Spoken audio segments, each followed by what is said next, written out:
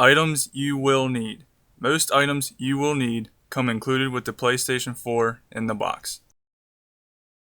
First, the PlayStation 4 system itself. Second, the DualShock 4 controller. Third, an HDMI cord. Fourth, the AC power cord. Fifth, the USB charge cable. Finally, any television. Notice, if you do not own an HD TV with an HDMI port, you will not be able to use your PlayStation 4. There are no HD component cables and most HD adapters will not work. An HD TV is required. Finally, an HD TV, which is not included with your PlayStation 4 purchase. Remember, this is required to play your PlayStation 4. Step 1. Sit your PlayStation 4 close to your HD TV. Carefully sit your PlayStation 4 horizontally close to your HD TV on a flat, stable surface. Make sure the surface that you sit your system on is very stable and flat. Also, make sure the system is well ventilated. Step 2. Connect the PlayStation 4 to your HD TV. First, connect the supplied HDMI cord to the HDMI port on the back of the PlayStation 4. This is the location of the HDMI port. Connect the HDMI cable to this port like this. Second, connect the free end of the HDMI cord to an open HDMI port on your HD TV. Next, connect the supplied AC power cord to the AC in connector on the back of your PlayStation 4.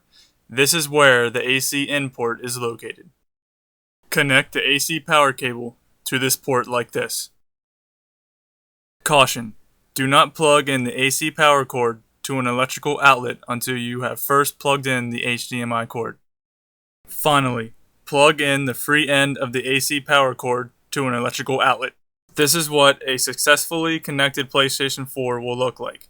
If yours does not look like this, please rewind to rewatch any step that may have been confusing or you may have missed.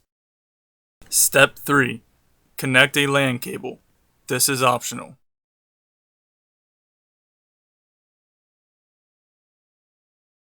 Step 4. Turn on your HD TV. If your PlayStation 4 is properly connected to your HD TV, plugged into an electrical outlet, and if necessary, connected to the internet with a LAN cable, please turn on your HD TV and then set the input to HDMI. Step 5. Turn on your PlayStation 4. If you have powered on your HD TV and have it set to the correct HDMI input, it is now time to power on your PlayStation 4. Touch the power button on the PlayStation 4 to power on the system.